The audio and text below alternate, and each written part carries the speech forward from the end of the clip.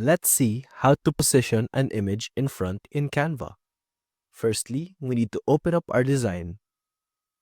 Once you're on your design page, select the image you want to adjust. As you can see, I have a sticker in the back of this green square. To move the image, or the sticker in this case, in front of other elements, we simply click it and then go up to the toolbar at the top and then click the position button. After that, we'll see a menu on the left-hand side. To bring your image in front of other elements, we click on forward or to front, depending on how many layers our design has. If you want the image to move behind other elements, you can use backward or to back.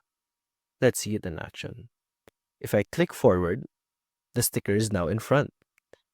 If I click backward, it's now reverted back to its original place, which is behind. However, I want it to be in the front.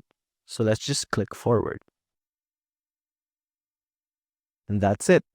That's how you position an image in front in Canva. See you soon.